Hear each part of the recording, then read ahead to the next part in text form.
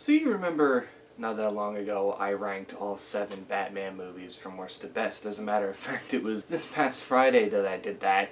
And I didn't include the animated movies because there's just so many out there that it would have been just obnoxiously long, and I just can't sit through a lot of the animated movies that do come out. But when one does come out, it piques my interest and I watch it because it's Batman, and you just gotta check it out because they can go any which way with these movies. These aren't necessarily ones that have to follow the comics or have to follow a certain movie. They can just go for it, and sometimes you do get really good adaptations, and other times you get disappointing, like The Killing Joke when they turned that into the cartoon movie, one of the best comics ever made, Batman-wise. But then you get 2 movies like these that are weird. Now, I'm not necessarily going to call these bad, but for Batman movies, they're unusual, and I really don't know how else to explain it.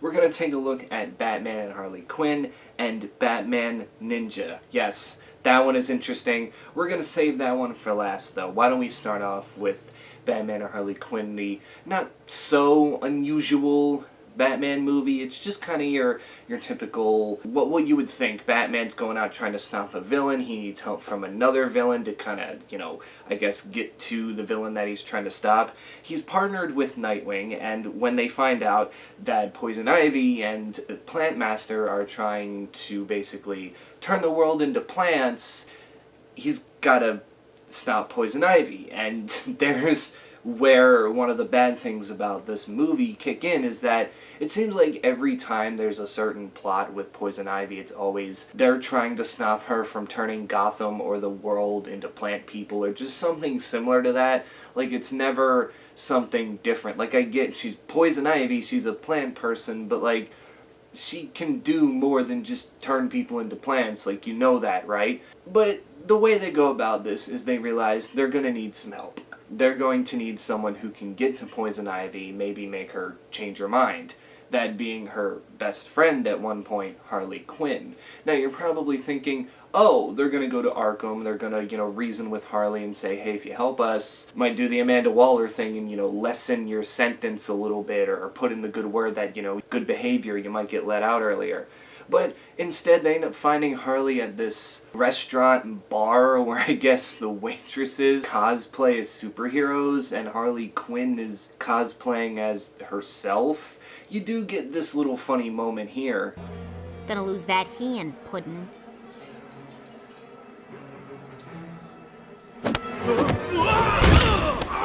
I broke my freaking arm! Hey chick, this crazy broad broke my freaking arm! What the hell was that? But you then realize, around this time, she's only cosplaying as herself because she's done with crime. She got out of Arkham after she was deemed sane, and again, good behavior played a good part in that. But there was one thing. She was ditching her parole officer as Nightwing went to go get her and say, hey, can you help us with this? She said, no, I'm done with the whole crime thing, and after he threatened to turn her into her PO and take her back to Arkham, her and Nightwing get in this, little brawl to which she kicks the shit out of Nightwing and then injecting him with the Joker venom, which she still has for some reason, even though they've been broken up for years at this point. And then Nightwing wakes up, and this is one of the most, I think, unnecessary scenes we need in a Batman movie, but this just screams not even stranger danger, just, in real life, Harley Quinn would be canceled for this, as Nightwing wakes up, taped to the bed, and Harley Quinn, of course, is just looking skimpy, and she realizes that, Nightwing, as he's staring at her, has a chubby, to which she gets aroused, jumps on him, and they have sex. You don't see the sex because once they start kissing each other, it goes to Poison Ivy in this lab where she has to keep kissing this scientist so he can be under her control to get this, plan going on, this toxin or whatever it is, antidote, I don't know what they really call it in this movie. So Batman goes to look for Nightwing because he's getting a little worried, hasn't heard or seen from him in a while, and then when he gets to the apartment that Harley Quinn is at, this is what he hears before he opens the door. Oh god, no! Stop! Stop! You stop it! You're gonna make me pay! What the hell was that?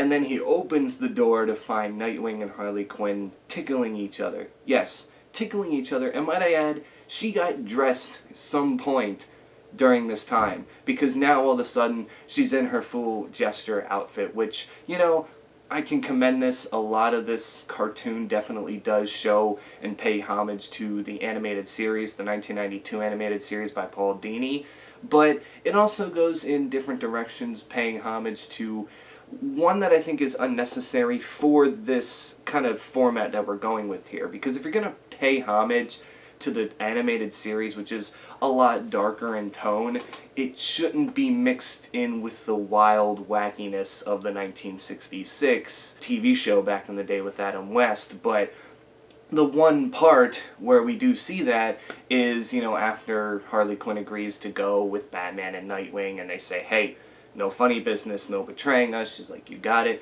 She takes them to this henchman hangout, apparently where all the henchmen hang out, and Harley Quinn, to get information about where Poison Ivy and Plant Maker are at, she ends up singing this song called Call Me on My Telephone, and it's just weird at this point. Like, this is the one chick who played Phoebe in Big Bang Theory. I could be wrong, that voices Harley Quinn, by the way, which there's already somebody doing that way better, the Harley Quinn animated series, Kaylee Kuko doing it way better, but again, they needed this person more to pay homage to Arlene Sorkin's version back in the animated series, because Arlene Sorkin don't do voice acting no more, so they couldn't get her.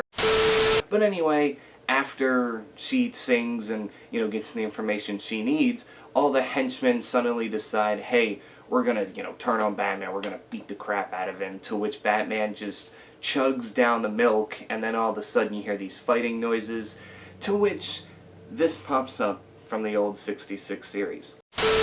It's cool and all that they're willing to be that wacky and pay homage to basically the TV series that started it all for Batman, but I mean, again, when you're paying homage to one of the darker cartoons, I don't think it's really right to kind of fit that wackiness in there. I'm not saying there can't be funny moments, there can be, but that just didn't seem right, considering this was written by Bruce Timm and Paul Dini, the creators of the animated series. Like, it seems so out of their realm, and the fact that they came up with this also disappoints me, because the animated series was so good that you're expecting big things, to which you're just let down by this so much. So in the end, they end up finding Harley and Plant Maker in their lair or whatever, and the whole place explodes, and shit falls on Batman and Nightwing as Poison Ivy and the other person escape, and they go looking for Harley afterwards. They're like, oh my god, where is she? Is she okay? Because they still need her. And this is another thing that I think it's underrated about her in a way, is that it shows that Harley Quinn does have, I don't want to say a soul, but she does have some, how do I put this, grief for some things. Like, you know, the only reason she would kill people is basically to please the Joker. Other than that, that doesn't mean she wants to see it or do it all the time. So while the Doctor's dying, she's kind of just like reconciling him as he dies, and just, you know, basically comforting him before he goes. And then after that happens, we're treated with basically the final battle happening. They go into the swamp and try to find Poison Ivy, to which they do, and Harley Quinn plants this ruse where she makes it like she's turning on Batman and Nightwing, but really, it was all just a ploy. That way, when Poison Ivy went to feed Batman and Nightwing to the tree, she can cut the vines down, and Batman and Nightwing can help fight. But then it gets a little weird, because the way Harley Quinn gets Poison Ivy to kind of change her mind about this idea is she says, don't make me do it, and you're thinking, oh, what do you mean don't make me do it? Is she just gonna beat the shit out of her even though she doesn't want to? No, she takes her mask off, wipes the makeup off her face, and proceeds to do the crying, pouty face, to which Poison Ivy gives in, and she doesn't want to go along with the plan anymore. She gets knocked out. Batman, Nightwing, and Harley Quinn each get their foot wrapped around some plants from the ground from Plant Maker, and then you see one of the weirdest scenes ever. Swamp Man comes out of nowhere and says that even though it's deserved, he doesn't condemn what Plantmaker is doing. But in the end, it's not his say to tell him what he can and can't do, and he just walks away. To which, technically, the bad guy does get away with it. But it's not over yet.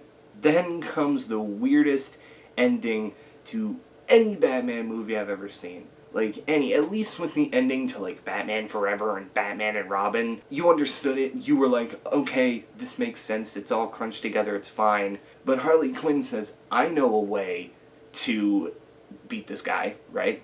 He's Plant, so, I got a match, does anybody have a lighter? And you see him running away in fire, just going, I'm on fire, and then you see pan back to the three main characters, Batman and Nightwing, kiss each of Harley Quinn's cheek. She smiles, and it fades out just like the Looney Tunes. Yes, a Batman movie ending just like the Looney Tunes. Did you ever think you would see it? No, and then if you stay past the credits a little bit, you find out that Harley Quinn, in her retirement now, has a TV show where it's kind of like Dr. Phil-ish, where she brings in distraught people she's trying to help, and it gets weirder, like it doesn't make any more sense. We never even get an update on Poison Ivy, because remember, she gets knocked out, and then she's never seen again throughout the entire rest of the fight or the final battle, so that's a little unusual. I mean, I get it, we're supposed to look at like she's okay, but it just kind of ends abruptly and then gives us nothing afterwards to look after. So yeah, I think one of the other things too about this movie is the comedy is too slapstick. And there's one scene that definitely stands out from all the others, as after Batman and Nightwing get Harley Quinn to agree to this ordeal, they're taking her in the Batmobile and they all decide to go eat and get food because, you know, you're going on a long expedition, you're going to need to eat. They eat, and Harley Quinn says, hey, pull the Batmobile over or find a gas station or something because I really, really gotta go. Batman says, no, we have to be focused, we only have a certain amount of time, we can't stop. To which Harley Quinn then says, okay, and she does this multiple times. Ugh! Holy... It's not so bad. Smells like discipline. What the hell was that? How do you include this in a Batman movie? Like, any other time it's funny. It's a fucking fart joke. It's funny. But Batman, like, I don't understand. And Nightwing is such a jerk-off in this movie. There's this one guy that calls him, and he's just, like, sitting there making hand signals like, this guy sucks. And, again, it's just not even that funny. It's just kind of like, wow, it really makes me dislike this character a lot. But, you know, to each his own, I guess. To each his own. I think just the farting scene in general was the most random and out of place scene in a Batman movie ever. So that's the Adventures of Batman and Harley Quinn. Now we're gonna get to Batman Ninja, which, before you ask, it is an anime. This takes place in Japan, but not how you'd think. At the beginning of the movie, Batman is trying to stop, I think his name is Gorgon or something like that, this big gorilla guy who's not really even a Batman villain. Again, I don't know, who has this time machine that Batman, when he tries to stop it, it messes everything up and sends everybody back to, like, ancient medieval Japan, where we find out that the main bad guys like Joker and Two-Face, Poison Ivy, Penguin, Deathstroke, they're all, like, in their own little states, and they're ruling those states and whatnot, and it's apparently took Batman 2 years to get there, because he was one of the, you know, ones furthest away from the machine, one of the last ones to get there. So once he finds that out, he starts, I guess, plotting to beat the Joker and get back to Gotham. The plot is so confusing and all over the place. It goes from, oh, we gotta get the Joker and Harley Quinn so we can get to the time machine so we can, you know, bring everybody back to Gotham City that needs to be there. You know, we don't need to be here or whatever. But then, all of a sudden, like, things happen. They go to fight the Joker after Batman and the gorilla guy, you know, join forces, and apparently Batman has like a ninja army, and it turns out when they defeat Harley Quinn and the Joker, the gorilla guy ends up taking over power, thinking that Harley Quinn and the Joker are dead after the ship explodes. It turns out they're not. They end up coming back, getting revenge, and there's mecha robots. This whole entire thing, the little, you know, temple that Joker and Harley Quinn live at, transform into like this like mecha robot, and it happens for all the other villains too, but in the end they have these little chips, so they're taking control of the other villains to kind of do what they want so they can gain all the power. Again, very confusing, just like an anime. All the Robins just suck completely, and Red Hood, his look, I don't know what this is, but he looks like one of those like whiteout caps that you would use for like construction. It doesn't look appealing. And yeah, the Robins, you have Nightwing, who I guess is okay, Red Robin, who is the second Robin, Tim Drake, and then you have Batman's son, Damian Wayne, not Damon Wayne. I was thinking the Wayans brothers for a second. You have Damian Wayne, who is the third Robin, the youngest Robin, and boy, he befriends this little creature monkey thing, and it's the most cringiest thing ever. Like, they all suck. They really, really do. I was not a fan of that at all. Now, I guess some of the good things about this is, one thing I'll praise it for, it doesn't follow any specific comic or video game or movie adaptation. It's just kind of its own thing, so I guess it kind of gives you a cool, unique spin on things. But, I mean, for the most part, it doesn't necessarily make it great, but at least they tried to branch out and not have it connected to anything in general. Plus, the animation. You know what? It's really good. It's cool. There is this weird animation change-up when Red Hood goes to check this this location that supposedly the Joker and Harley Quinn are resided at. This took place after the ship blew up and everybody thought they were dead.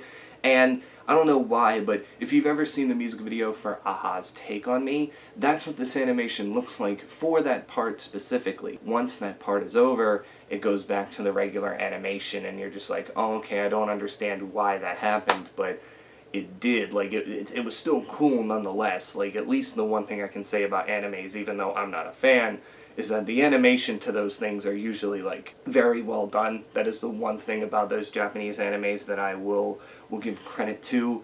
But overall, this is just a slog and a shamble. I mean, the way this ends, it's so... Batman and the Joker end up having a sword fight while everybody else fights each other. And during this sword fight, you think Batman gets stabbed, and it turns out to be the whole army of, like, bats and monkeys. Oh yeah, by the way, they had an army of monkeys helping them because the gorilla guy, spoiler, ends up dying after the Joker comes back, and he gives Batman the flute to summon his army. So Batman not only has a group of bat ninjas and bats helping him, but a monkey army as well that can apparently transform into all these different things. So once they make the Joker think that, oh, I just killed Batman, I stabbed him, Batman appears behind him and you thought he was going to let him fall, the Joker, but he just ends up saving him in the end. It's the same old Batman. He just won't let anybody die on his watch. He doesn't believe in that stuff, and he just wouldn't let it happen. Some of the character designs, too, are really weird. I think the weirdest one for me, Bane. I mean, it makes sense that he's a sumo wrestler, but, like, why?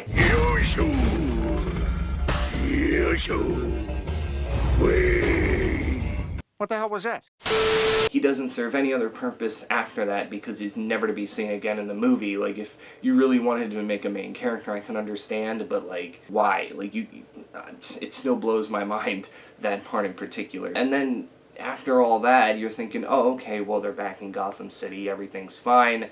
Then you see Batman walking down the dark alley holding the Batman mask, to which Alfred, who, by the way, in Japan, and was in Japan before Bruce Wayne somehow, even though Alfred was back in the Batcave, way far away from whatever happened at the beginning, so I don't know how he could have got there before Batman, because it all has to do with distance, but whatever, it's a cartoon, is what it is. But anyway, Alfred comes up and says, hey, you need a ride, you're not going to meet the mayor looking like that, you need to wear this. To which Batman says, oh, okay, I do need a ride though, and Alfred says, how about old school? These two horses pull up with a wooden sculpture of a Batmobile. And you realize then and there that he's still in Japan. Catwoman is also still in Japan. Are the others still in Japan? We have no idea. We don't know what happened to them. Villains or other heroes that are seen in this movie. That's how this movie ends. Nothing else at all. And you're left just sitting there going, what the hell did I just watch? So anyway, those are basically my thoughts on what I think are, I don't know if I want to say the two worst Batman animated movies, but definitely two of the weirdest, the most out of place. Like, you'd watch it and you would think that, does this even really belong in the category of Batman movie, or just some sort of parody of one? I don't know. Love to hear your thoughts in the comments below, and you can even tell me what you think the worst animated Batman movie is, because there's so much out there. I've probably seen it, I probably haven't, but you can tell me which one in your opinion, or you might even agree with me and think that these two are the worst or weirdest ones that you've seen. So yeah, that's it for me. Stay safe out there, wear your mask, get vaccinated, and I will catch you all in the next one.